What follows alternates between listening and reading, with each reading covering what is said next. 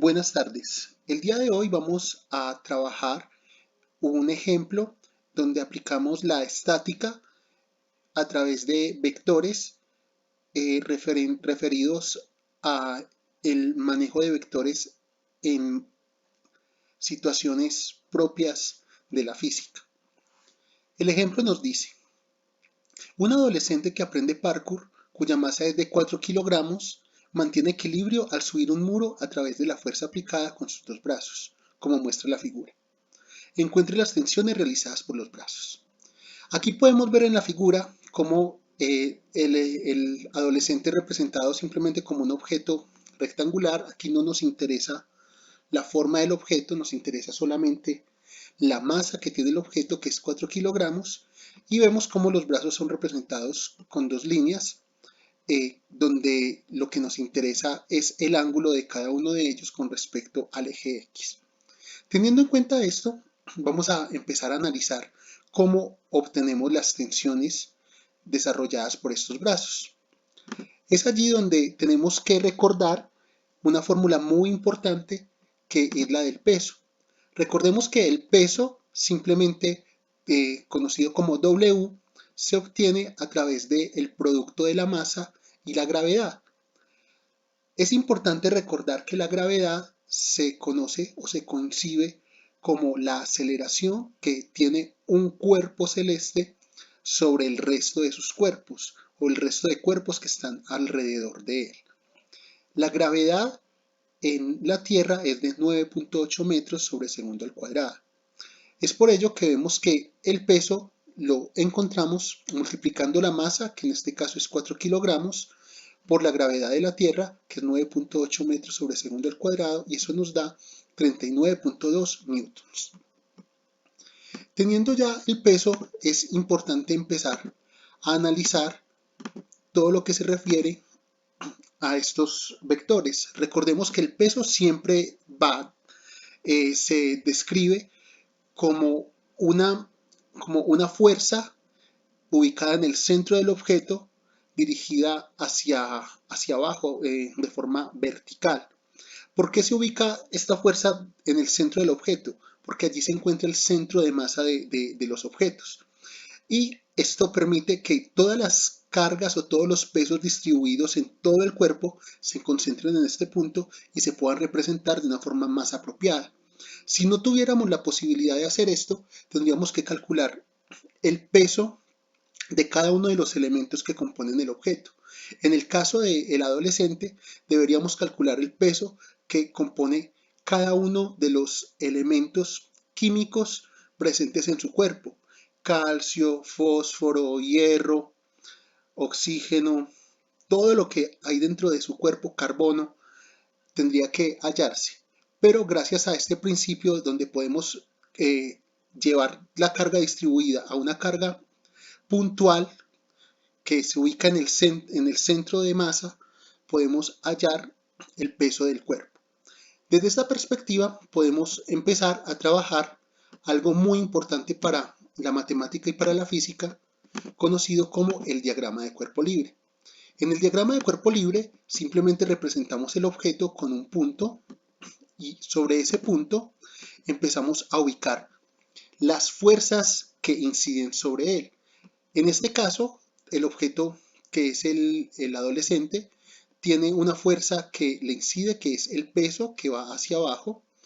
Tiene sus dos brazos que generan tensión.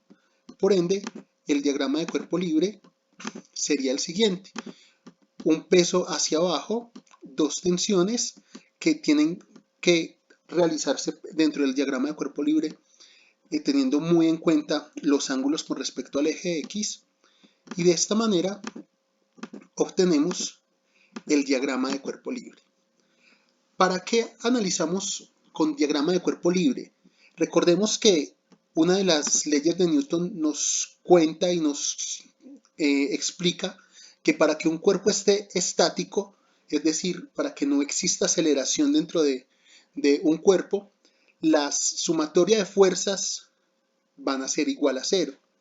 ¿Qué implica esto? Que el cuerpo no se encuentra en movimiento, por ende la aceleración va a ser cero, y recordemos que la al ser la aceleración cero, la fuerza también va a ser cero, porque fuerza es masa por aceleración. Teniendo en cuenta esto, al estar en equilibrio o al estar en reposo un cuerpo, podemos trabajar cada uno de las componentes de las fuerzas. Y el diagrama de cuerpo libre es fundamental para poder hacer este análisis. Lo primero que tenemos que hacer es hacer la descomposición de cada uno de los vectores. En este caso, el primer vector que vamos a descomponer es el T1. El T1 va a tener una componente en X y una componente en Y. La componente en X va a trabajarse según el teorema de Pitágoras con el coseno del ángulo que forma, y la componente en Y también acorde al teorema de Pitágoras, como es adyacente, será con el seno del ángulo que lo genera. Análogamente, podemos hacer la descomposición de la tensión 2, pero aquí, debido a que el ángulo no es el total, sino que es un ángulo medido en forma horaria, debemos tener en cuenta todo este ángulo, y para ello se requiere el manejo de suplementos de ángulos. Al usar el suplemento de ángulos podemos notar que para calcular este ángulo completo simplemente necesitamos mirar este ángulo que es llano, es decir, de 180 grados, restarle este conocido y así obtenemos el ángulo total necesario para el manejo de esta tensión. En este caso sería 180 menos 11.31 y eso nos da 168.69 grados. Teniendo este ángulo, aplicamos lo mismo que hicimos con el T1. La componente en X será T2 coseno de 168.69 grados. La componente en Y va a ser T2 seno de 168.69 grados. Aquí es donde necesitamos manejar muy bien los suplementos de ángulos para poder aprovechar los diagramas de cuerpo libre. Si no manejamos este tipo de conceptos, se nos va a hacer complicado y complejo el manejo de este tipo de expresiones matemáticas. Asimismo, tenemos entonces que la sumatoria de fuerzas en X va a ser la suma de las componentes en X, T1 de X, T2 de X, y eso nos va a dar 0. Desde esa perspectiva, tenemos que T1 coseno de 18.43 grados y T2 coseno de 168.69 grados va a ser igual a 0. Podemos empezar a trabajar con métodos como igualación o sustitución, en los cuales podríamos simplemente despejar una variable en la otra para ingresarla a una futura ecuación. Y esto es lo que hacemos. Entonces, simplemente despejamos uno en la otra para trabajar.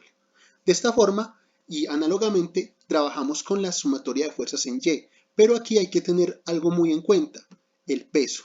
El peso es hacia abajo, por lo cual es negativo, y al ser negativo tendríamos dos tensiones, T1 y T2 en sus componentes en Y, menos el peso, y eso nos daría 0.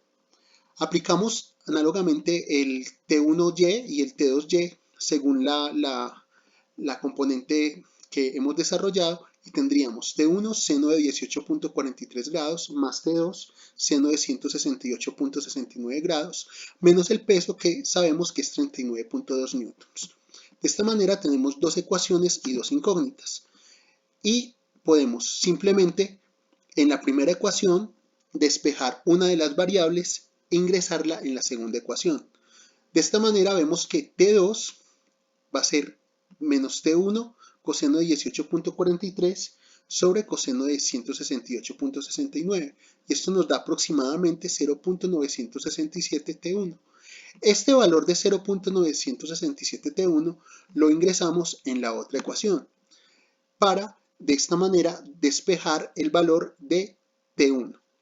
De esta forma, y reemplazando los valores de senos y cosenos enunciados que son constantes a través de la calculadora, tenemos 0.316 T1 más 0.967 T1 que multiplica a 0.196 menos 39.2 es igual a 0. Hacemos términos semejantes y obtenemos que 0.316T1 más 0.189T1 menos 39.2 es igual a 0, 0.505T1 es igual a 39.2, pasando este negativo al otro lado positivo, y simplemente lo que está multiplicando T1 lo pasamos a dividir y de esta manera nos da 39.2 dividido 0.505, que es un resultado de 77.6 newtons. Ya conocemos la tensión 1. Conociendo la tensión 1, lo único que basta es reemplazar el valor de T2 que tenemos en la primera ecuación y así encontramos el valor de T2. Simplemente 0.967 por T1, que es 77.62, y esto nos da 75.058 newtons. Así, de esta manera, podemos encontrar en los diferentes ejercicios las tensiones de un sistema a partir de algo muy importante que es la sumatoria de fuerzas, pero también algo fundamental que es el manejo de los suplementos de ángulos y los conceptos principales que tienen que ver con la forma como se trabajan las coordenadas. Muchas gracias.